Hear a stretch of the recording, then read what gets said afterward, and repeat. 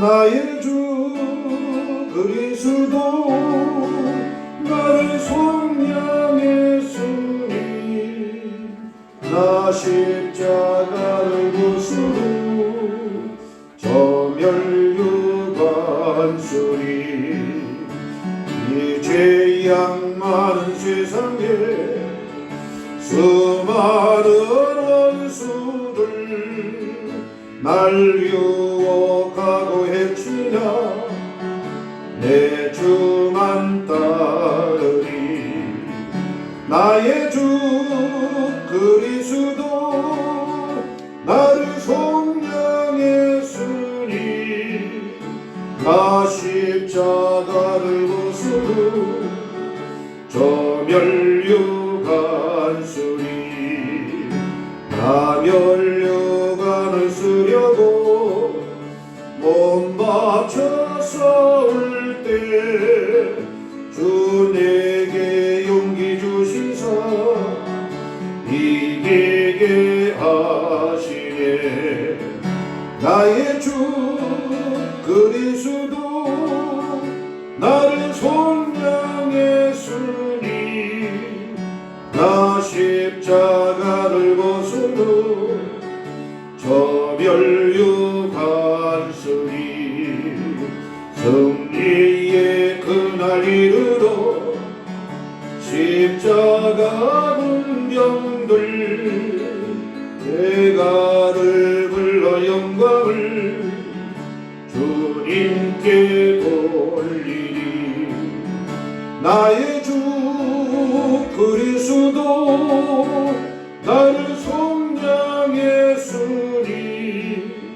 나 십자가를 벗으러 저 멸류관소리 다같이 묵도하시겠습니다.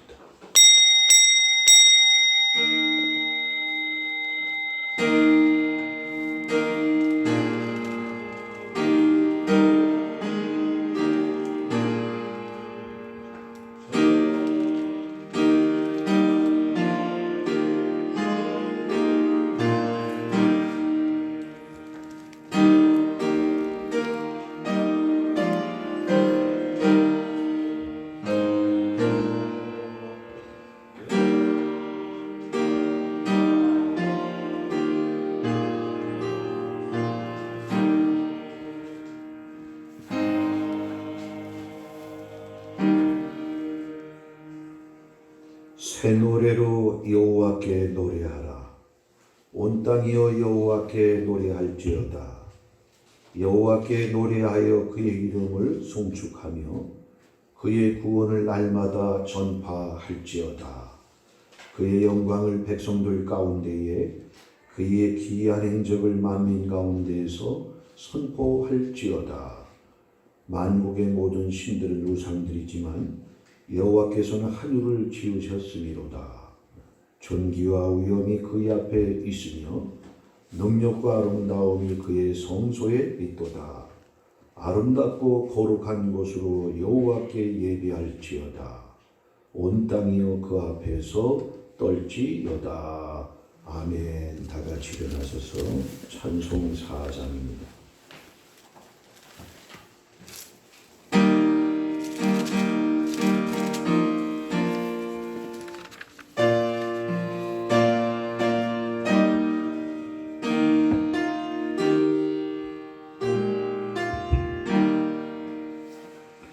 성부 성자와 성령 연이 영광 받으옵소서. 대초로 지금까지 높이 영원 무궁 성삼위께 영광. 아멘. 기도문 4번 봅니다.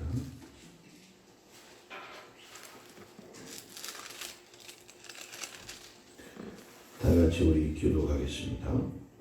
여호와여 나의 말에 귀를 기울이사 나의 심정을 헤아려 주소서.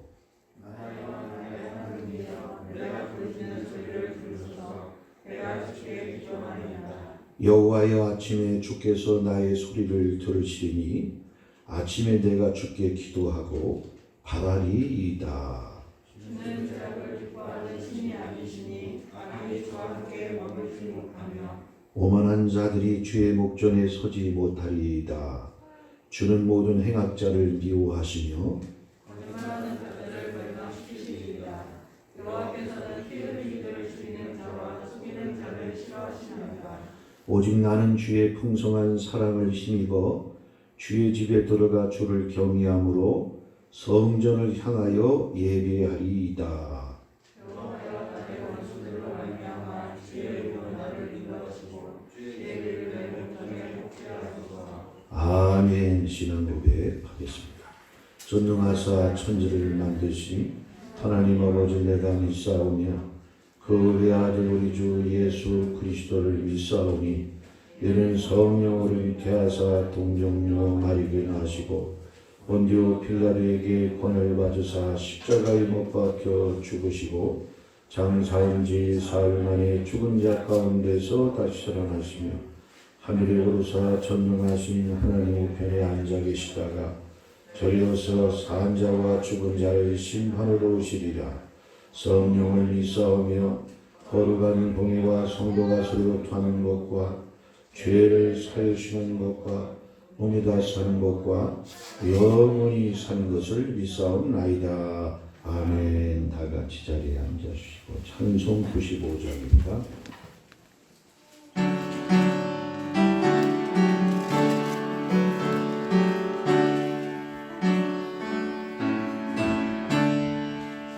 나의 기쁨 나의 소망 되시며 나의 생명이 되신 주 밤낮 불러서 찬송을 드려도 늘 하신 마음 그일세 나의 사모하는 선한 목자는 어느 꽃다운 동산에 양의 무리와 늘 함께 가셔서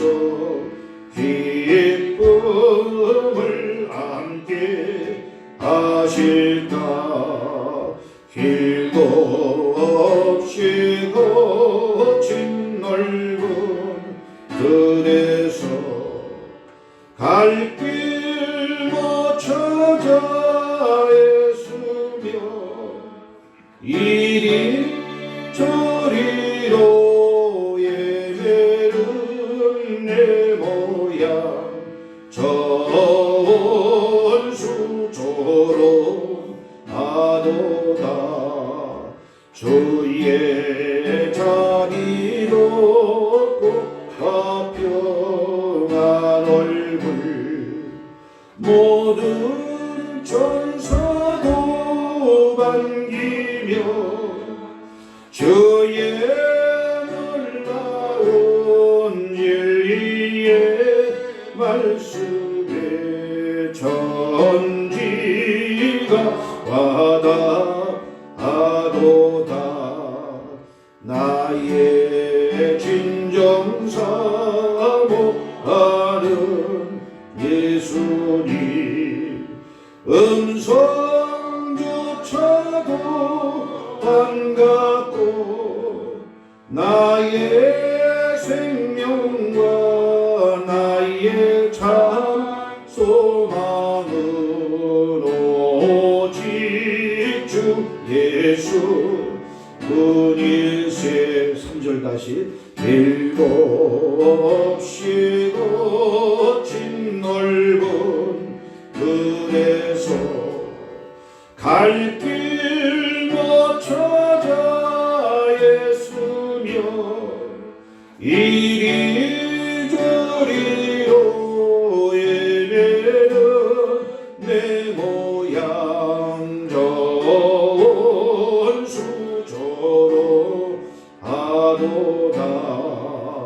저희의 자비로 보아펴 날 얼굴 모든 천사도 반기며 저의 놀라운 진리의 말씀에 전지가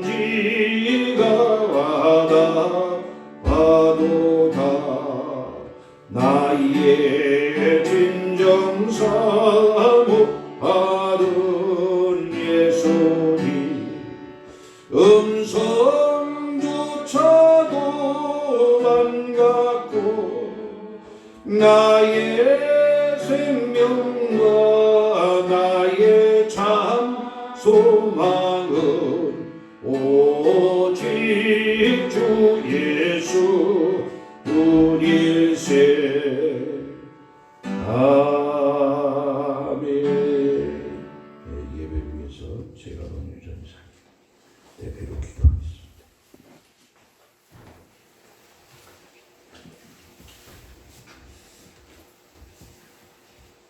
사랑과 은혜가 많으신 좋으신 하나님, 오늘 거룩한 성일에 우리 거룩한 존전에 주를 불러주시어 하나님 앞에 또 예배할 수 있도록 은총을 베풀어 주시면 감사합니다.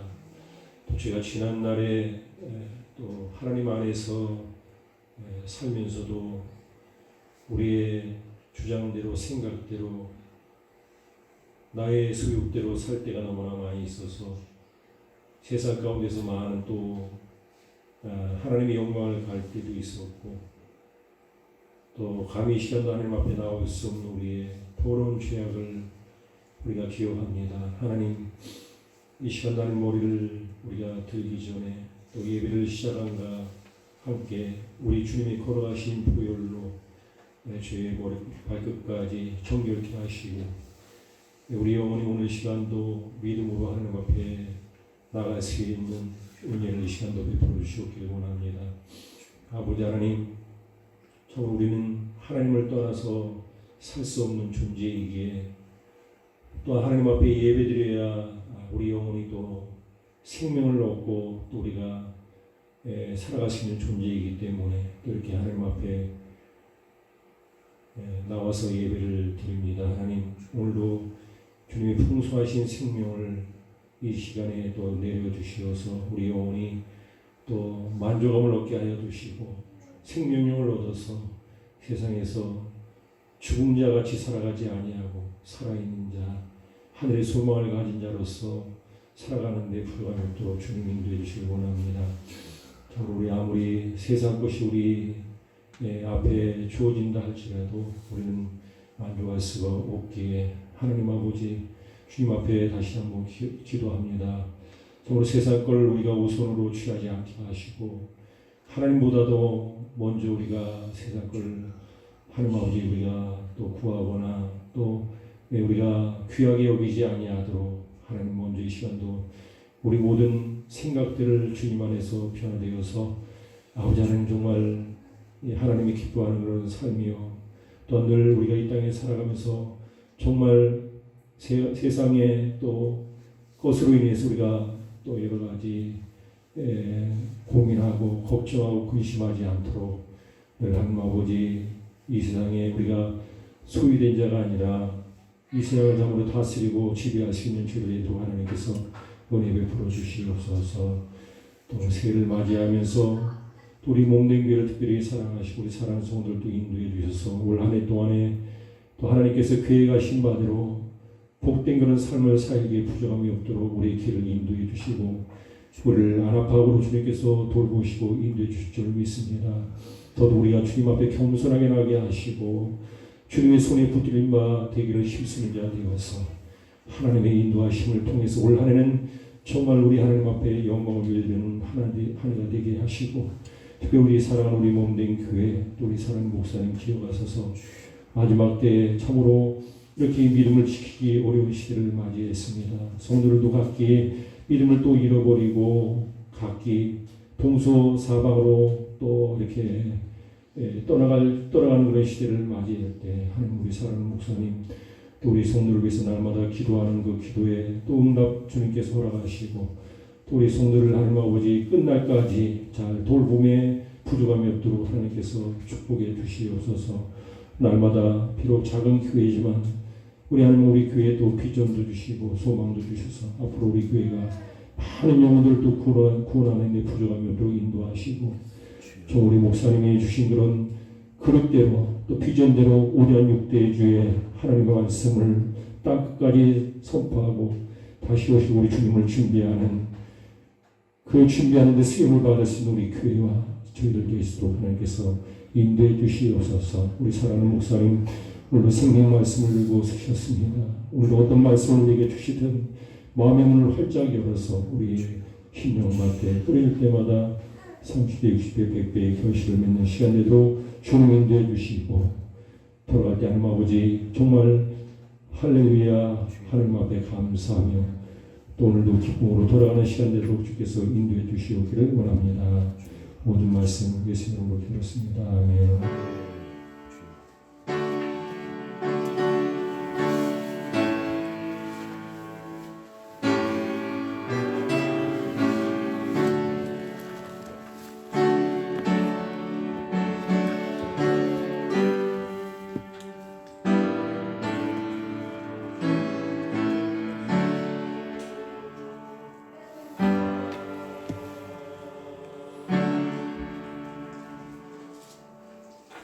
네, 오늘 우리가 상고하고 은혜 받을 말씀은 히브리서 11장 5절로 6절의 말씀이 되겠습니다. 5절로 6절 두 절 말씀 우리 다 같이 우리가 합독해서 읽도록 합니다. 읽습니다. 믿음으로 에녹은 죽음을 보지 않고 옮겨졌으니 하나님이 그를 옮기심으로 다시 보이지 아니하였느니라. 그는 옮겨지기 전에 하나님을 기쁘시게 하는 자라 하는 증거를 받았느니라.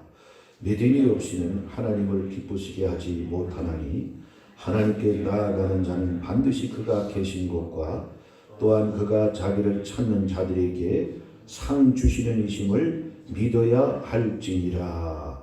아멘. 말씀 듣기 전에 성가대 찬양으로 영광 돌립니다.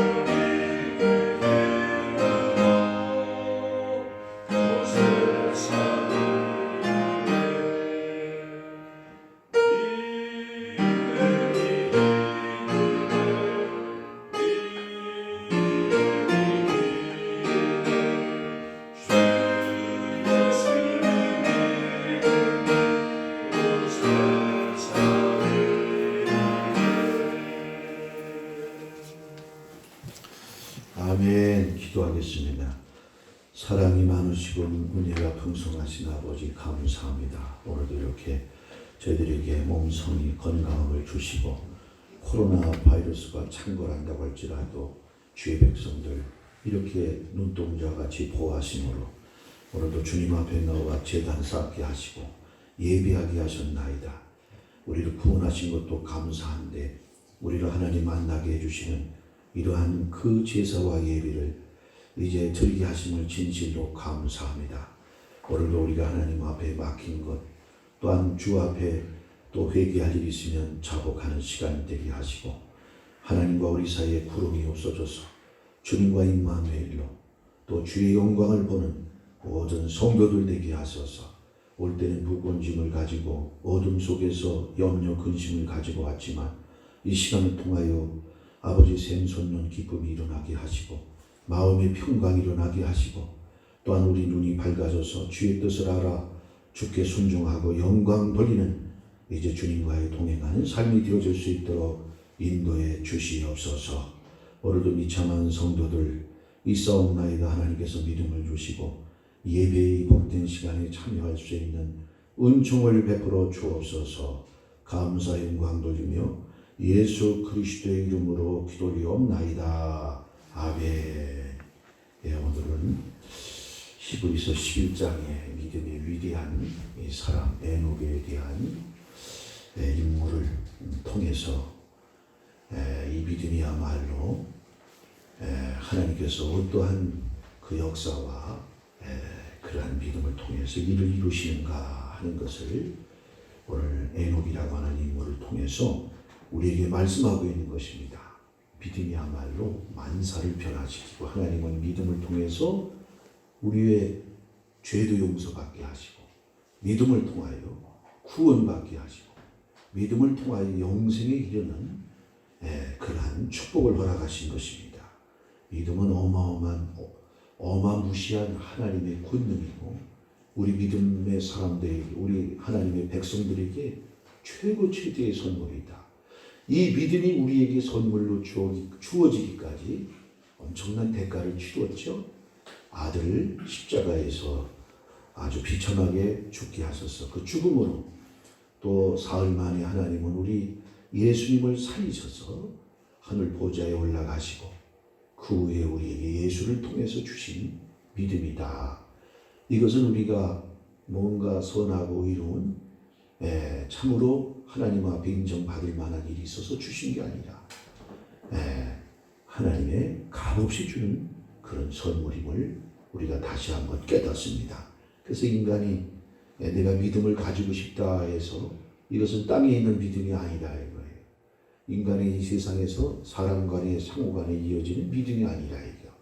어떤 미신이나 어떤 악한 신들을 섬기는 그런 신앙이 아니라 이것은 깨끗한 가운데 죄 용서를 받으면서 오늘 하늘로부터 우리에게 주어진 믿음은 진주와 같고 보배와 같은 것이 믿음임을 우리가 깨닫게 되는 것입니다.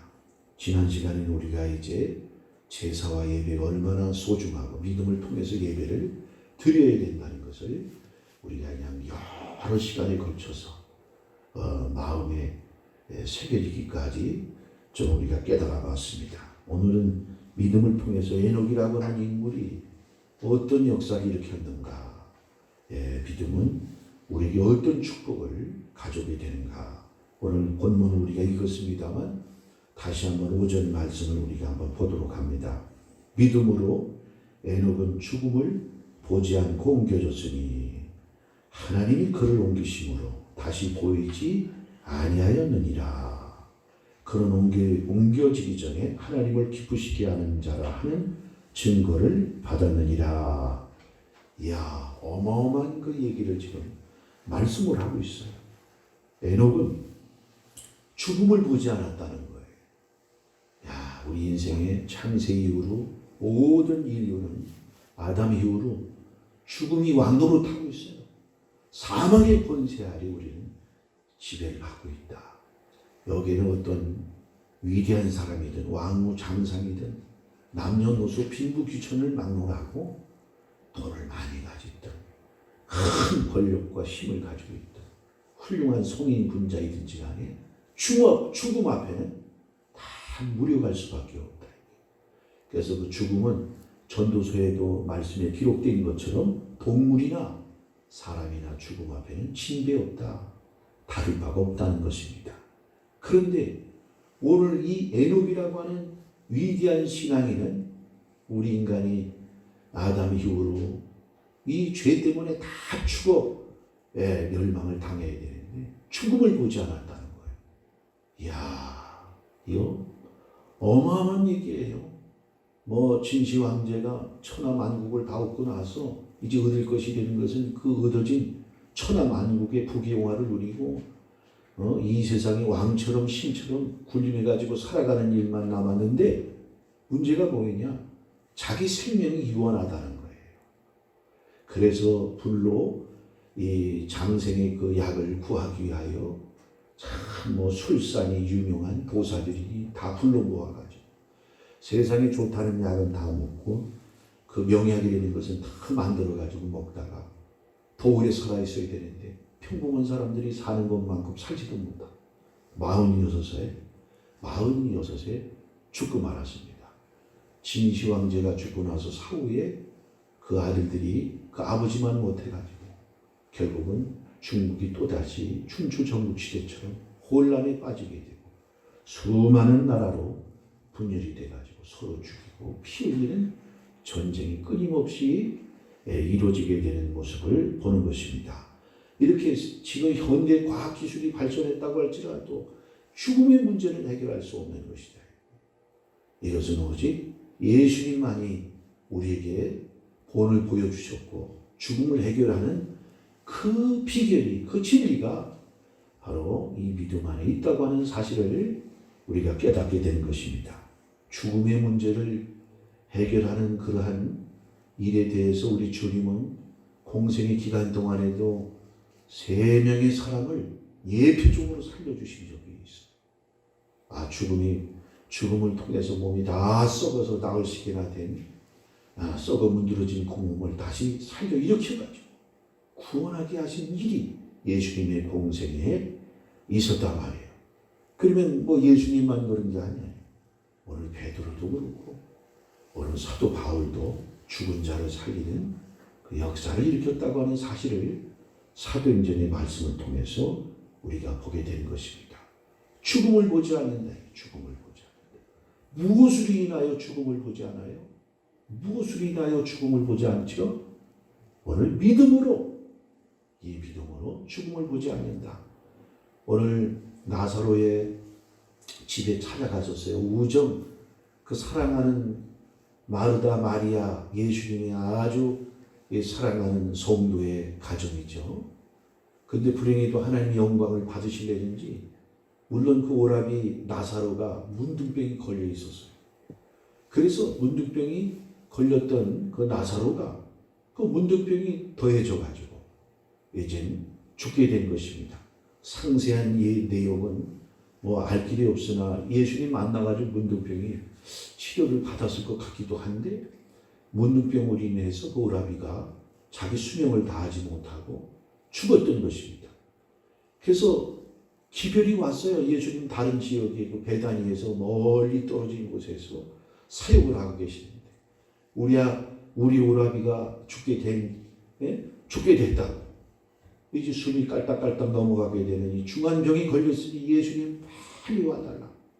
예수님 그 얘기를 듣고 다른 환자들은 그냥 또 어떤 환자보다도 예수님의 그 사랑과 또 얼마나 예수님을 그렇게 사랑하고 충심으로 섬기는 가정이 아니겠어요? 1등 성도란 말이에요. 근데 예수님께서 들은 척 못 듣은 척 이렇게 하시면서 거기 가실 생각을 하지 않는 거예요. 그래서 지체해가지고 사흘이 지난 다음에 그 집에 나흘째 되는 날 그 집에 도착을 한 거예요. 그랬더니 그냥 그 뭐 부모님은 안 계신지 어떤지 모르겠어요. 가족관계가 그 3남매가 살고 있었는데 예수를 믿어가지고 그렇게 충심으로 섬겼던 가정인데 죽게 만드셔가지고 그냥 울고불고 그렇게 하고 있는 거예요. 아주 그냥 집안이 아주 참 슬픔 가운데 이렇게 고통 가운데 있을 때 예수님 찾아가시는 거예요. 그랬더니 오늘 그 마르다는 그 집에 있었고 마리아는 그 오라비 그 무덤 가까운 데 있었던 모양이야. 어디에 묻혔느냐. 그래서 예수님이 그 무덤 가까이 가셨죠.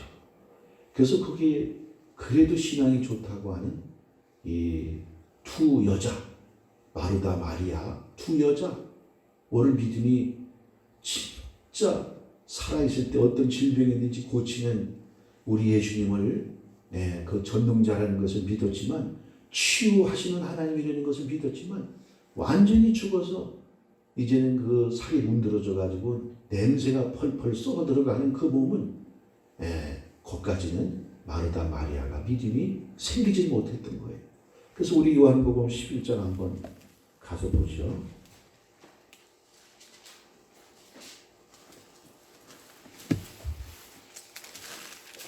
요한복음 11장 우리 39절부터 우리 39절 40절 39절에 40절 한번 읽어보십시다. 다 같이 읽어보십시다. 예수께서 이르시되 돌을 옮겨 놓으라 하시니 그 죽은 자의 눈이 마르다가 이르되 주여 죽은 지가 나흘이 되었으매 벌써 냄새가 나나이다. 예수께서 이르시되 내 말이 내가 믿으면 하나님의 영광을 보리라 하지 아였느냐 하시니, 또 그 앞절에 우리가 봅니다. 23절에 27절 말씀을 또 봅니다. 예수께서 이르시되 내 오라비가 다시 살아나리라. 마르다가 이르되 마지막 날 부활 때는 다시 살아날 줄을 내가 아나이다. 예수께서 이르시되 나는 부활이요 생명이니 나를 믿는 자는 죽어도 살겠고 무릇 살아서 나를 믿는 자는 영원히 죽지 아니하리니 이것을 내가 믿느냐. 이르되 주여 그러하외다. 주는 그리스도시요 세상에 오시는 하나님의 아들이신 줄을 내가 믿나이다. 마르다와 이제 대화하는 가운데, 죽음 가운데 오라비가 죽음으로 인해서 절망 가운데 있어가지고 이제는 이 땅의 인간의 생각으로 마음으로도 믿음도 없어져 버리고 마른 거예요.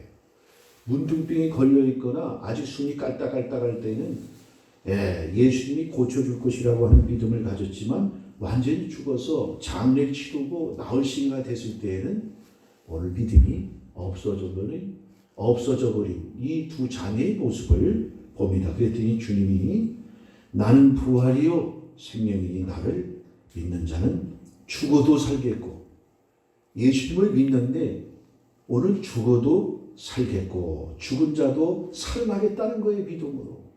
그런데 또 한 가지 놀라운 사실이 있죠. 26절에 오늘 이 말씀이 응한 것이에요.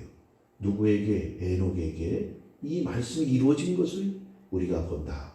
마지막 때도 우리 다시 오실 재림주를 소망하면서 기다리는 이러한 변화 성도들, 죽은 자의 무덤 속에서 일어나는 부활 성도가 아니라 변화 성도가 있다는 것을 오늘 26절의 말씀을 통해서 우리에게 주시는 바로 진리가 되는 것이다 이거예요. 살아서 믿는 자도 영원히 죽지 아니하리라. 본래 하나님께서 아담 하와를 창조하실 때 이렇게 영원히 죽지 않는 그런 존재로 창조하셨던 거예요. 그런데 뭐 때문에 죽었어요? 하나님 말씀을 불순종함으로 인하여 죄 때문에, 죄가 우리에게 죽음을 가져왔다. 그래서 히브리서 9장에도 죄의 삭은 사망이다 이거예요.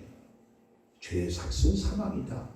죄 때문에 우리 인간에게 사망이 오고 또 그 후에는 심판이 있어 죄악을 회개하지 않고 용서받지 못한 그 인생들은 영원한 형벌 가운데 처해질 수밖에 없다고 하는 그런 사실입니다. 예수를 믿으면 살아서도 죽음을 보지 않게 된다는 거예요. 이것을 이 말씀이 실제화되고 이 말씀이 이루어진 사람이 누구예요? 성취된 사람이 예수님은 뭐 죽어서 다시 살아나신 구세주가 되셨지만 오늘 에녹이 구약에 굉장히 오래전 사람이죠. 아주 창세 때의 사람인 에녹이 죽음을 보지 않고 그가 살아나고 바로 영생을 얻는 하나님 나라로 옮겨졌음을 여기 히브리서 11장에서 말씀하고 있는 거예요. 자, 죽음을 보지 않고 옮겨졌으니 하나님이 그를 11장 5절에 다시 가서 보면 하나님이 그를 옮기심으로 다시 보이지 아니하였느니라. 자, 그러면 죽음을 보지 않게 됐는데 믿음을 가진 사람들이 그러면 다 죽음을 보지 않아야 되는데 오늘 에녹만 다윗도 죽었고 다니엘도 죽었고 그렇게 의인이라는 다니엘도 죽었고 욥도 다 죽었단 말이에요. 그러면 어떻게 에녹은 살았느냐? 에녹은 어떻게 해서 죽음을 보지 않고 직행해서 하늘나라로 영원한 몸을 그가 덧입고 갔느냐?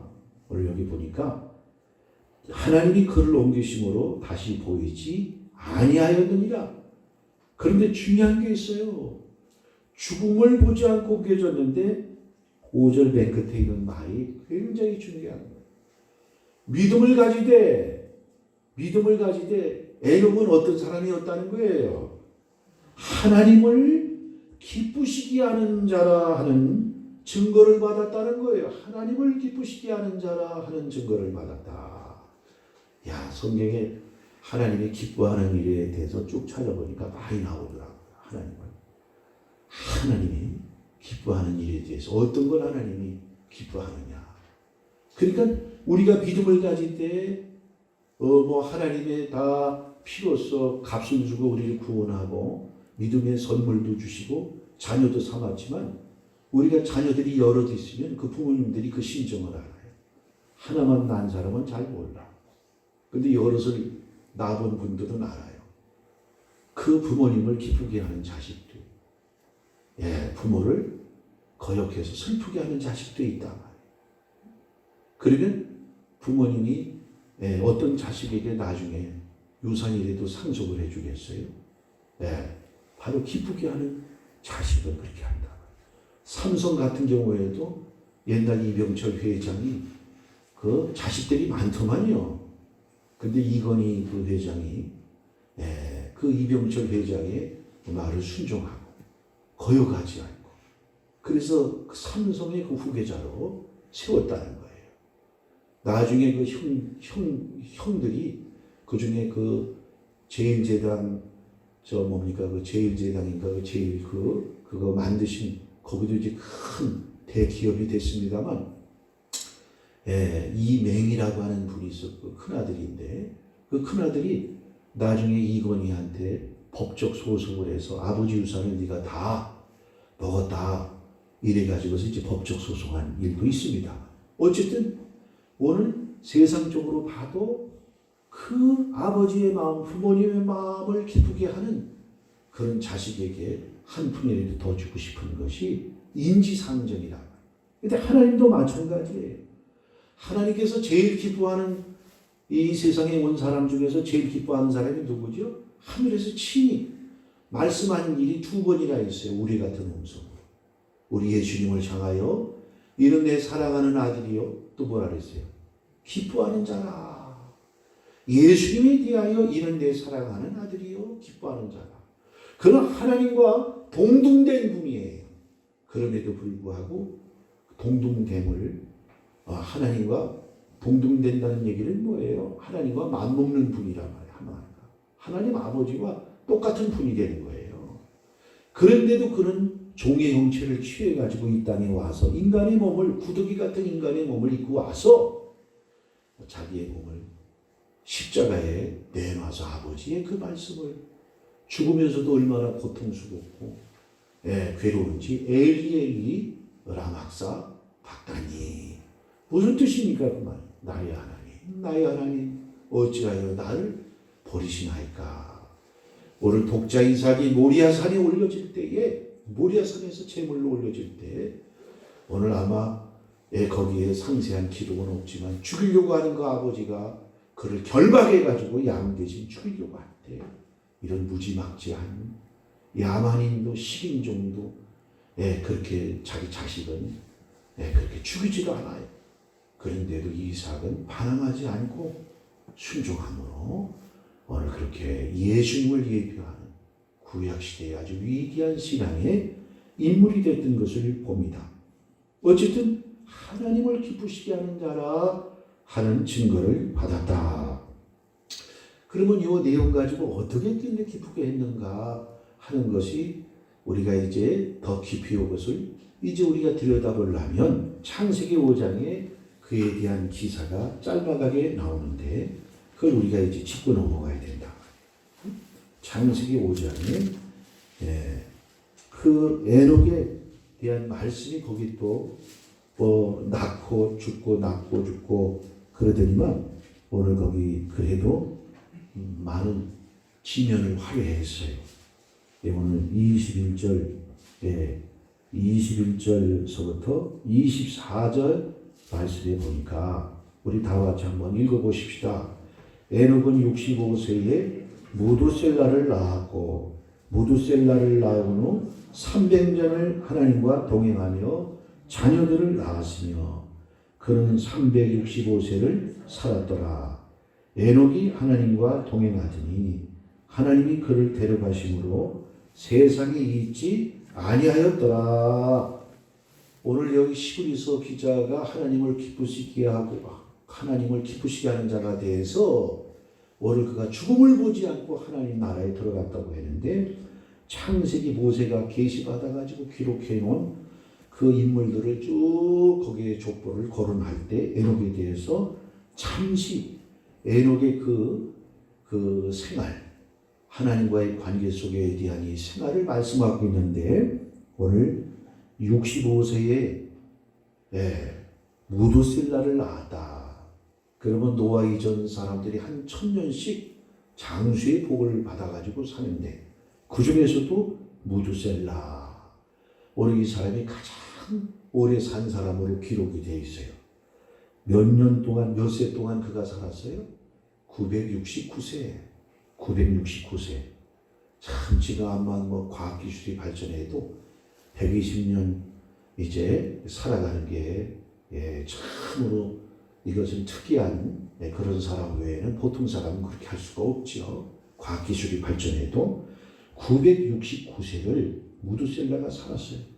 그런데 이 에녹이 65세에 그때 올해 1000년씩 사니까 30세 물론 이렇게 우리가 이제 나이가 어렸을 때에도 꼬마 신랑도 아기를 그 아내가 잉태할 수 있는 그런 몸이면 꼬마 신랑에도 아기를 낳을 수가 있는데 늦게 결혼됐을 것 같아요.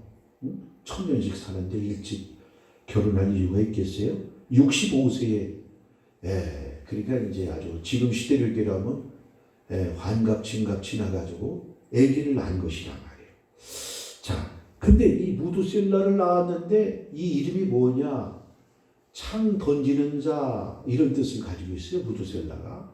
근데 이 의미를 의역을 하게 되면 뭐냐? 창이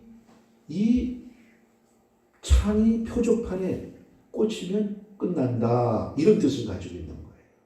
창 던지자라고 하는 창 던지는 자라고 하는 뜻인데 이 창이 그 표적에 꽂히면 끝난다 이런 뜻을 가지고 있어요. 의역으로 하게 되면. 그러면 이게 뭔 얘기냐? 세상이 끝난다. 세상이 심판받는다. 끝장난다. 이런 의미를 가지고 있단 말이에요. 그러니까 오늘 이 에녹이 우리가 이제 그 이스라엘의 문서에 보면 외경이라는 게 있어요. 외경. 유대인들이. 그건 이제 성경에 이렇게 66권에 편집이 안 됐는데요. 그 외경이라는 게 있어요. 외경. 외경, 위경 이렇게 있는데 외경은 그래도 이 성경에 좀 가까운, 정경에 좀 가까운 그 내용이 담겨져 있어요. 근데 그것은 이제 하나님이 너무 신비스러운 그런 얘기들을 많이 거기다가 뭐 에녹이 썼다고 하기보다는 후대 사람들이 뭐 여러 가지 이제 상상력도 발휘가 되고 구전으로 내려온 거로 아마 이렇게 이제 경전으로 기록해 놓은 것 같아요. 그래서 거기 보게 되면 입신도 천국 지옥도 갔다 온 얘기가 기록이 되어 있고요. 그걸 우리 신약 성경의 요한계시록 전에 보면 유다서라고 하는 말씀이 나오는데 에녹에 대한 얘기가 나와요. 에녹이 선지자로 거기서 말씀하고 있더란 말이에요. 유다서에 보면. 그래서 예수님이 재림하는 모습까지 오늘 이 에녹이 보고 있어요. 이야, 에녹이 얼마나 대단한 사람이냐. 이제 예수님이 이 세상에 이제 마지막 때에 재림하시는 장면까지도 그가 환상 중에 본 것을 에녹서에 에녹이라는 뭐 구전이 됐는지 어떻게 될지 모르지만 그 경전에 기록이 돼 있어요. 그걸 유다가 그 경전에서 거기서 자료를 얻어가지고 성경 말씀에 기록을 해놓고 있는 것입니다. 그래서 다른 어떤 것보다도 성경은 하나님이 우리에게 주신 진리요 여기에서 어떤 것이든지 가감하거나 뺄 수 없는 거예요. 그러니까 에녹서에서 차용해가지고 오늘 여기 유다서에 예수님 재림에 대해서 기록해 놓고 있는 것을 볼 수가 있다. 그래서 우리가 이제 여기 노아의 600세 되던 해에 홍수가 일어나요. 노아의 600세 되던 해에 홍수가 일어나가지고 홍수가 나던 해에 바로 전 해에 누가 죽느냐? 무두셀라가 죽어요. 600세 되던 그 해에 바로 이 무두셀라가 죽는다. 전해 바로 그 전해에 맞죠? 아니 그 해에 홍수가 일어나는 겁니다. 홍수가 전해가 됩니다. 전해가 계산을 내가 이게 헷갈리는데 전해가 될 거예요. 그래서 무두셀라가 죽고 그 다음에 이제 홍수가 일어나가지고 땅에 있는 사람을 싹 쓸어버립니다. 하나님께서. 그러니까 얼마나 에녹이 말이에요. 계시를 받은 거야. 세상이 이제 끝난다는데. 여러분 잘 알죠? 우리 한국에도 이단이 됐지만 다니손교회 어떻게 됐습니까? 92년 10월 28일인가 그때 온다고 그러니까 그들은 확실히 그걸 믿었거든요. 온다고 그런 걸 믿었단 말이에요. 그러니까 어떻게 해요? 학교 다니는 애들도 학교 못 다니게 하고 전부 예배당에 모여가지고 어떻게 했습니까? 그냥 예수님 곧 오니까 그 밤 자정이 그때 온다고 그러셔가지고 그 자정 때까지도 큰 모든 거 다 있는 거 없는 거 다 팔아가지고 거기에 모여서 집단적으로 기도하고 집단 생활하고 말이죠. 완전히 그때 그냥 우리 한국에 엄청난 그냥 교회까지 다 영향을 이용을 시켜가지고 그냥 아주 사회적으로 불발탄돼 가지고 지탄을 받게 됐는데 신비적인 그러한 이단으로 만약에 우리도 어떻게 되겠어요? 그게 바로 진짜 믿는 사람이라고 한다면 진짜 10월 28일 날 오는 것을 확실히 믿었다면 그렇게 해야 되는 거예요. 오늘도 이 시대에도 마찬가지다. 만약에 올 10월 28일 날 진짜 오시는 거 우리가 100% 만약에 예수님이 그때 재림한다 이러면 우리가 지금 무슨 하던 일들 지금 그거 해서 계속 지금 하고 있지 않을 거란 말이에요. 준비해야죠. 그러니까 에녹이 하나님께 이 계시를 받았어요. 심판을 받는다. 세상 끝장난다. 그런데 무슨 재미가 있고 낙이 있어요. 세상을 쳐다보면 이제 세상이 다 없어질 텐데 물로 다 잠겨가지고 호흡으로 또 기식하는 모든 짐승이나 사람조차도 싸그리 없어지는데 그걸 알고 난 이후에 에녹이 살 맛이 있을까요? 그렇지 않단 말이에요. 그래서 그는 오직 65세에 그 아들 낳고 뭔가 계시를 받고 그 아들 이름에다가 그 계시받은 그 비밀을 붙여놓은 거예요. 그래서 창 던지는 자, 표적이 꽂히면 끝난다. 그런 의미를 가지고 있는 아들 통해서 이제 에녹은 세상에 대한 미련을 저버리고 하나님과 어떻게 되는가 아주 밀착해가지고 오늘 여기 보니까 창세기 5장 22절에 무드셀라를 낳은 후 300년을 어떻게 했어요? 하나님과 동행하며 자녀를 낳았으며, 이게 중요한, 여기 이제 중요한 키포인트가 여기 숨겨져 있다. 죽음을 보지 않고 하나님 날아가는 비결이 있는데 동행했다는 거예요. 동행했다. 24절에 에녹이 하나님과 또 동행하더니 하나님이 그를 데려가심으로 세상이 있지 아니하였더라. 하나님과 동행하였다. 야, 동행했다. 짤막하게. 근데 이게 하나님의 기쁘심을 드렸다는 거예요.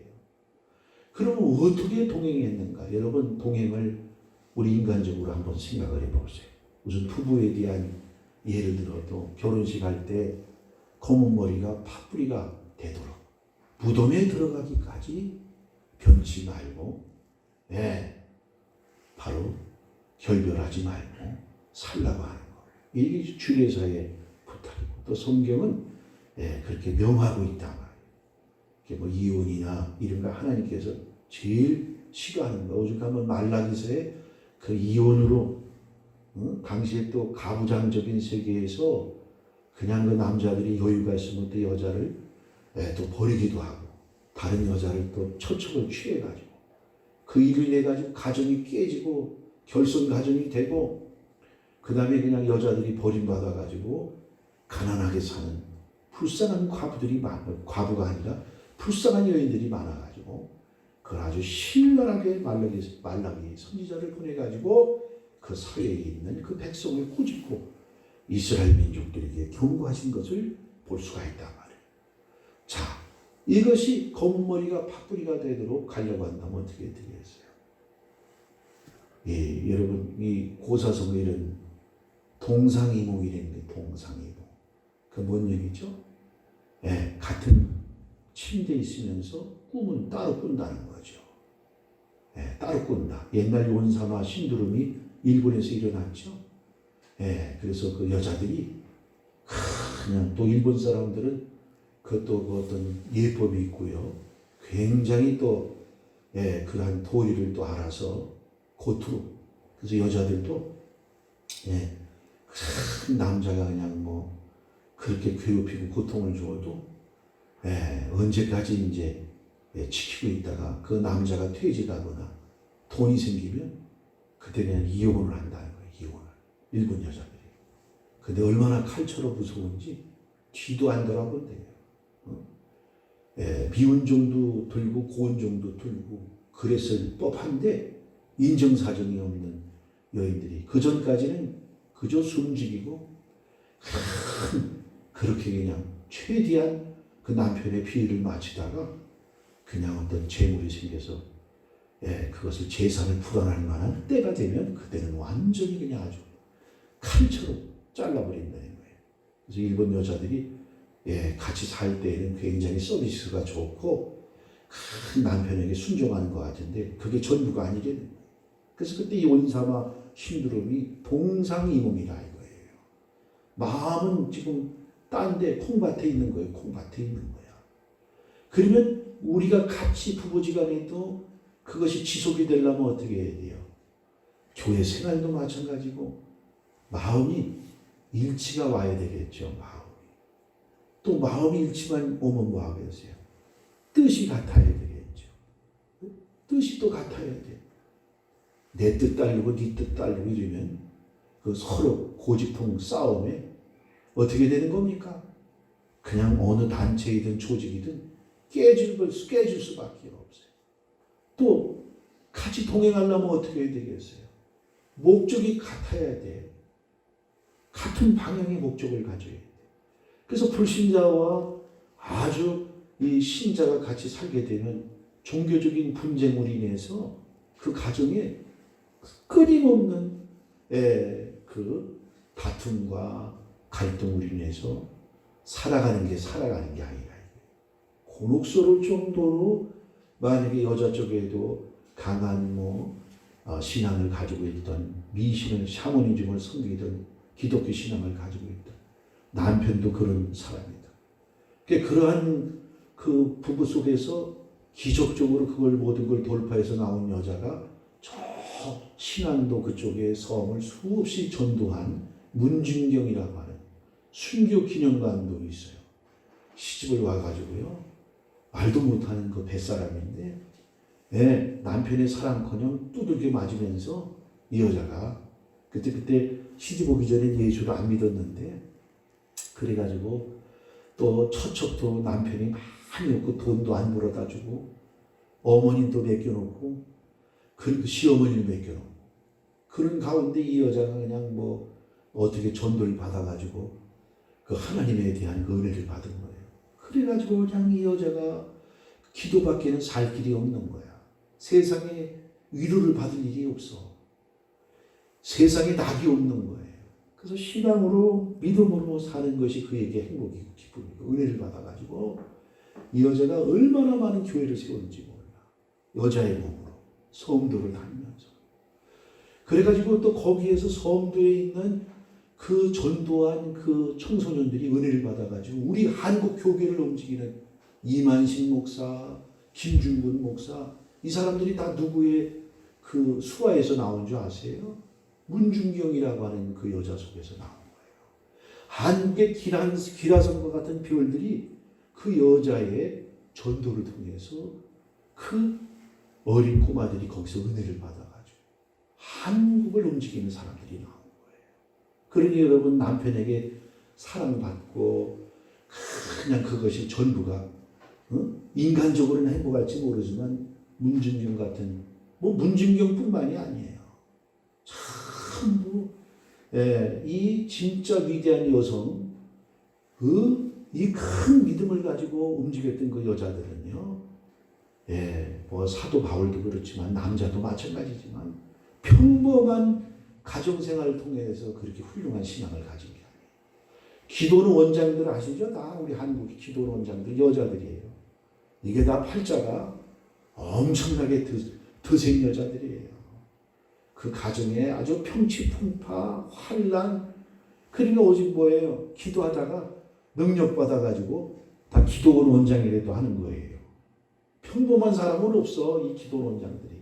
목소리 주체 걸고라고 말이에요. 여자들이 얼마나 셉니까 대가. 그러니까 다 그게 이 인간적으로 이 세상적으로 그려면 운명팔자가 센 것이라고 할 수 있는데 그럴 수밖에 없는 거예요. 여러분 뭐 남편이 잘해준다고 해서 좋아할 일이 아니야. 믿음의 진보는 또 안 이루어질 수 있는 것이란 말이에요. 우리의 신앙은 시험과 연단 속에서 오는 것입니다. 갈등과 고통 속에서 주님을 찾게 되어 있는 거예요. 하나님이 어떻게 우리에게 완전한 자유의지 인격을 주셨기 때문에 우리가 안 믿으면 어떻게 할 도리가 없는 거야. 그게 하나님의 한계예요. 우리에게 완전한 자유의지를 주셨기 때문에 우리가 안 믿으면 방법이 없어요. 그래서 하나님은 어떻게 하는 줄 알아요? 우리를 믿을 수 있도록 지가 영접해야 돼. 지가 마음의 문을 열어야 돼. 하나님은 그 부분까지도 간섭할 수가 없는 거예요. 로봇을 만들지 않으셨기 때문에. 그래서 어떻게 되느냐? 환경을 모는 거예요. 병도 주는 거고 고통도 주고. 그러다 보니까 인간이 뭐예요? 자기 힘으로 자기 어떤 그 생각으로 살아가는 줄 알았더니 웬걸 살아보니까 이게 아니야. 인생의 이 사는 이 자체가 너무나 고통스럽고 힘든 거야. 그러니까 신이라도 한번 찾아보고 믿어봐야 되겠다. 그때 이제 복음이 들어가게 되면 예수를 믿게 되는 거예요.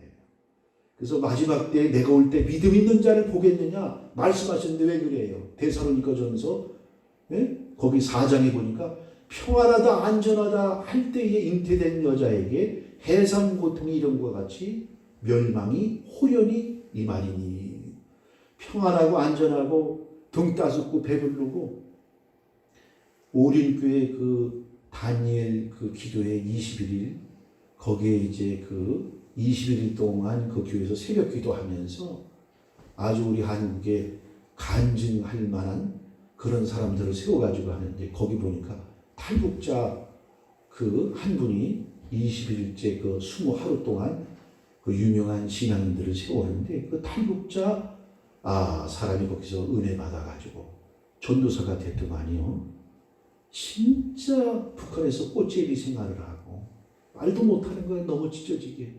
고난의 행군 때 수없이 사람 죽을 때 그때에도 그래서 그때 그냥 살 길이 없어가지고 이 소매치기 쓰리꾼 돼가지고 그렇게 살다가 우여곡절로 만주로 흘러들어와 선교사들 만나가지고 수없이 또 북한에 들어갔다 나왔다 하는 가운데 교화송이 뭐 이런 거 거기 가지고 진짜 기적적으로 살아나가지고 하는데 그렇게 이 선교사들의 따뜻함과 그러한 고난 중에 있을 때 그 복음이 그렇게 위대하다는 거 이러한 복음이 있다는 것을 거기서 발견하고 그렇게 전도사까지 탈북자가 되어진 것을 볼 수 있단 말이에요.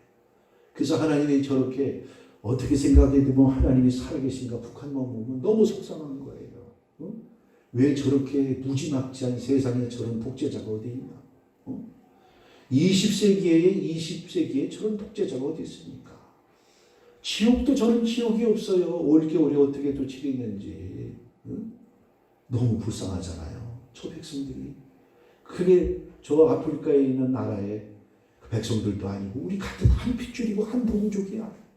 휴전선 너머에 저런 나라가 있다는 거.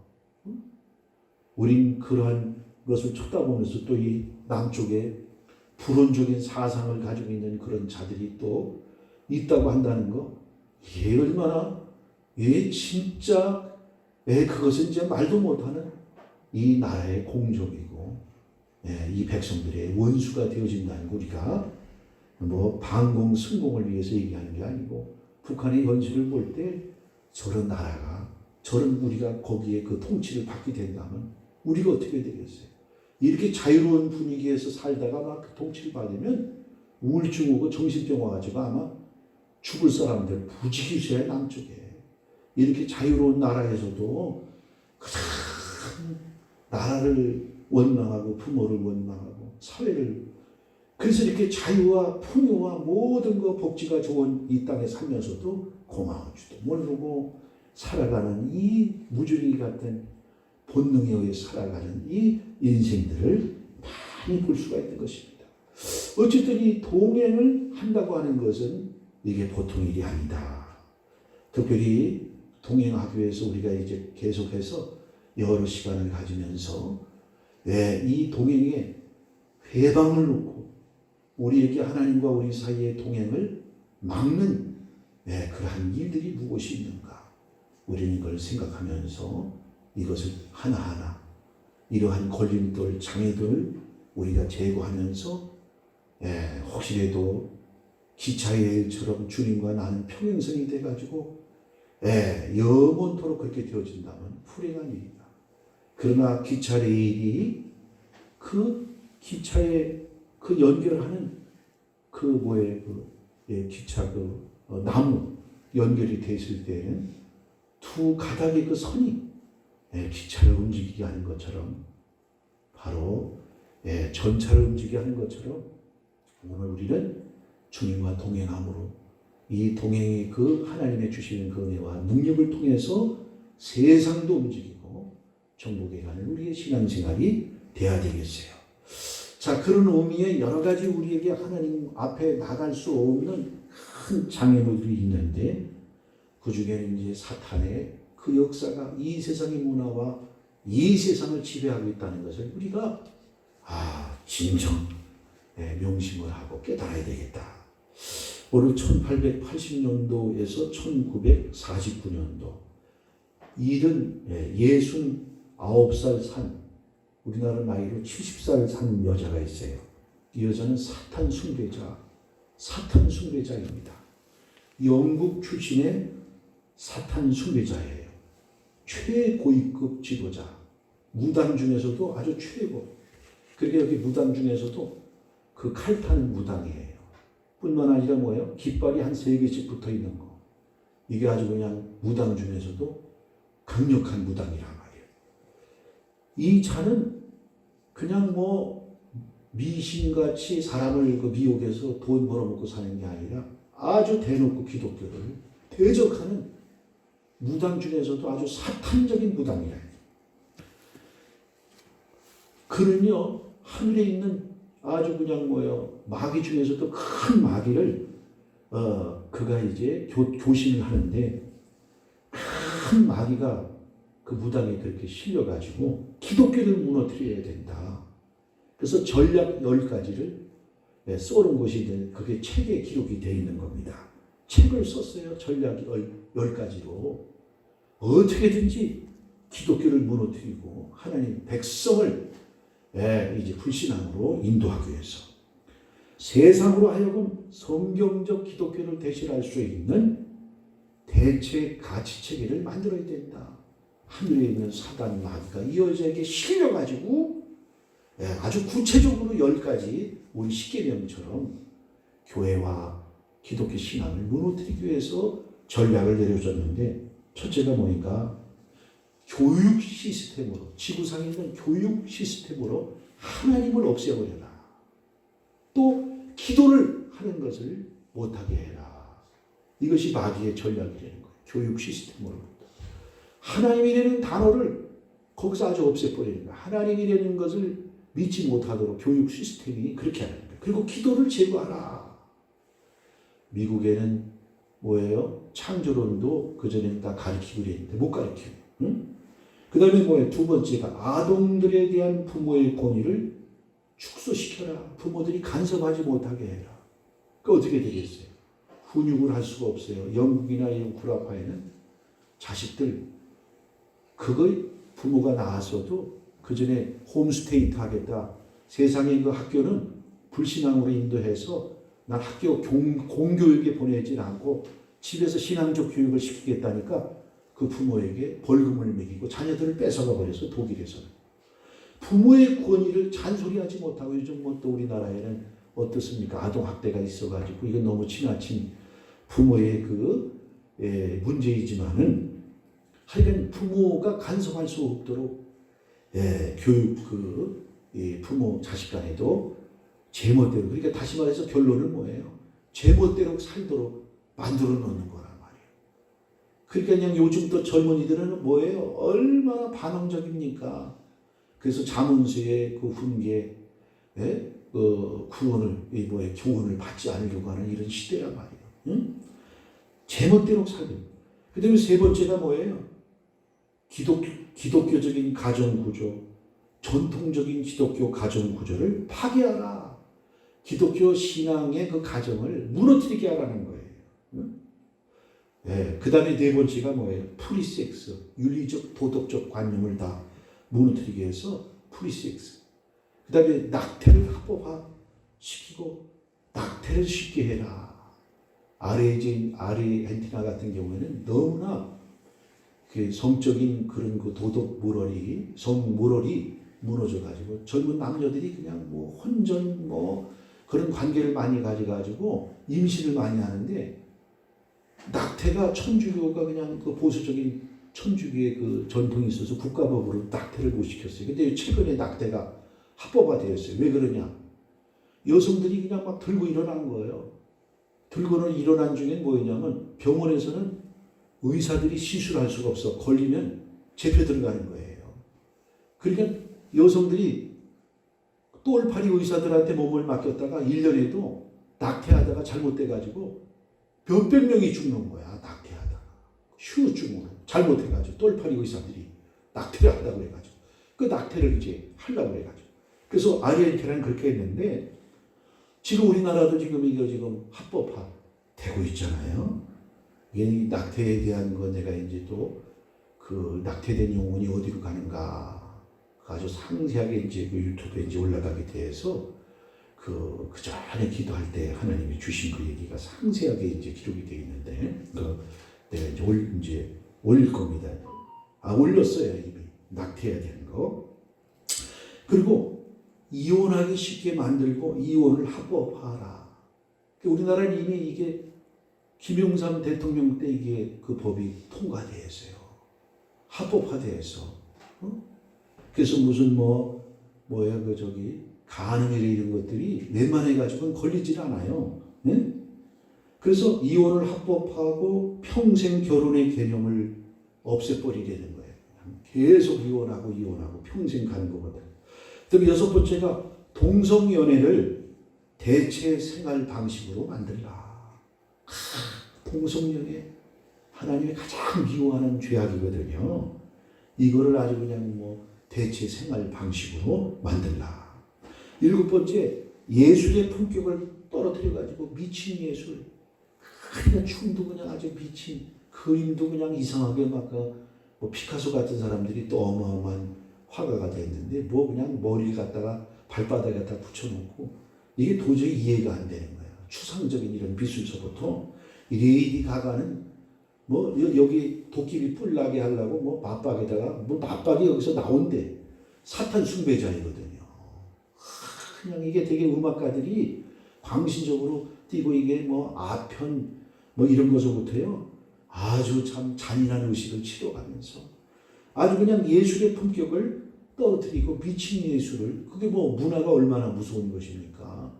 사람들을 다 정신적으로 지배해 가잖아요.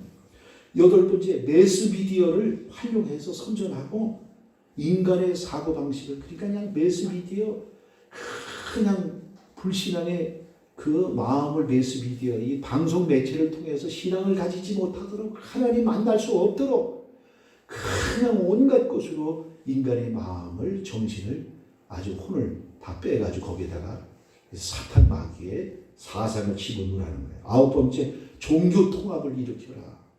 WCC, WAE 이런 것들이.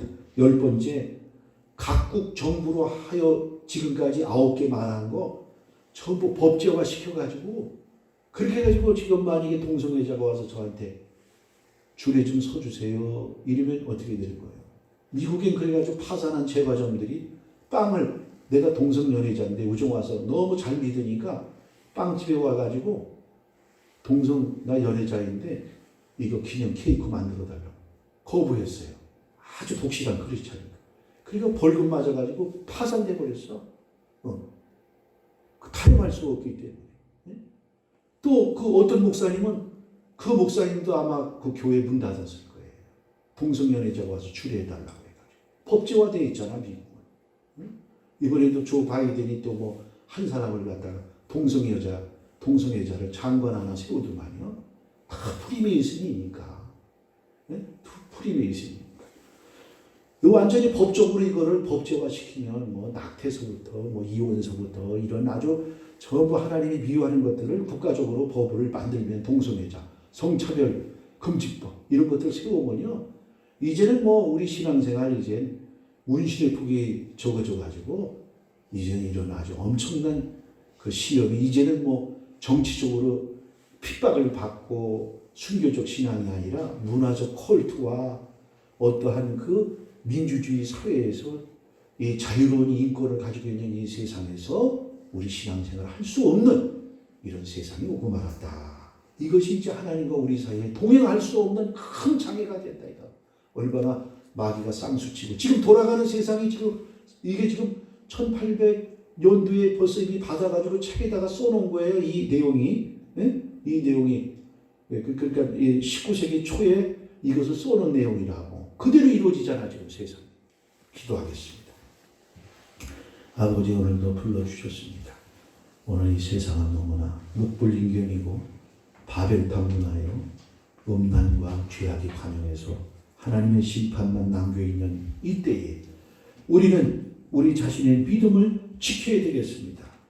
우리의 모든 이 세상의 매스컴이 우리를 악하게 만들고 하나님과 교제 갖는 시간도 아버지 가까이 가지 못하도록 얼마나 많은 장애물이 있습니까? 동행하지 못하면 마귀밥이 될 수밖에 없습니다. 정신 차려 깨어 기도하며 믿음을 회복하는 우리 한빛교회 권속들이 되게 도와주옵소서. 예수 그리스도의 이름으로 기도리옵나이다. 아멘. 찬송 50장.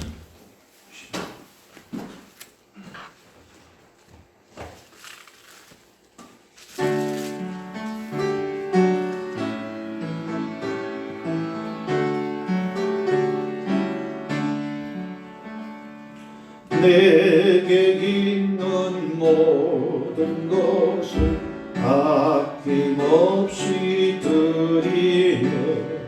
사랑하고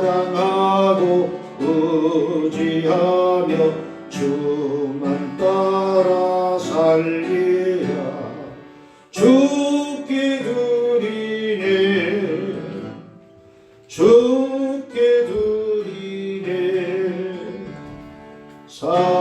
살아가는 구주 앞에 모두 드리네. 네, 특별히 광고 없습니다. 헌금을 위해 기도하고 축도로 마치겠습니다. 복의 근원 되신 아버지 감사합니다. 오늘도 거룩한 아버지 날 주에 제단에 나와서 머리 숙여 찬송을 부리며 기도하며 예배하게 하시니 감사합니다. 시작부터 마치는 모든 시간까지 주님 앞에 영광이 되고 주님이 기뻐 받으시는 산제사 헌영하는 예배가 되어서 오늘 이 자리에 온 자마다 버려두지 마시고 임마누엘의 은총을 역사하실 때 성령 충만에 믿음 충만하게 하시오. 오늘도 우리의 모든 영혼이 기뻐하며 또한 아버지 세임을 얻고 큰 믿음을 통해서 영광 돌리는 아버지 삶이 되게 도와주옵소서. 또한 갖가지 예물로 복문을 쌓으니 아버지 저들의 모든 손길을 축복하시고 이 땅에 살아갈 때 부족함이 없도록 역사하시어 많은 사람을 선대하고 주님만을 위하여 헌신하고 충성할 수 있는 저들의 생애가 되게 하시고 또 영육간에 강건한 복을 주셔야 됩니다. 일생 남에게 신세지고 또 남의 도움을 받는 인생이 아니라 살아있는 동안에도 육신적으로 또 남을 도울 수 있는 아버지 생애가 되어줄 수 있도록 건강의 축복도 허락해 주옵소서. 감사 영광 돌리며 예수 그리스도의 이름으로 기도리옵나이다. 아멘. 다 같이 일어나 찬송 222장 1절.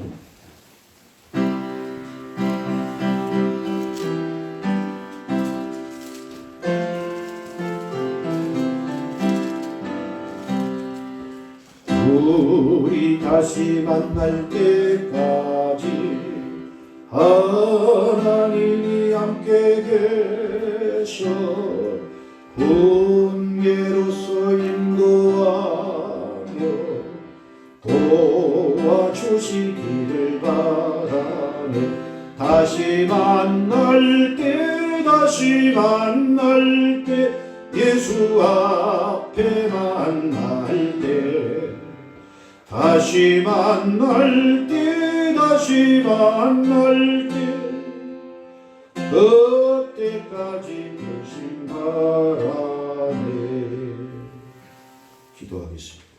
지금은 우리 주 예수 그리스도의 은혜와 무한하신 하나님 아버지의 사랑하심과 성령님의 감화감동 교통하심이 오늘 거룩한 주일 맞이해서 주 앞에 나와 영광 돌린 귀한 성도들의 머리 위에와 저들의 가정과 자녀들과 사업장과 직장 위에 지금부터 영원토록 함께 하실지어다.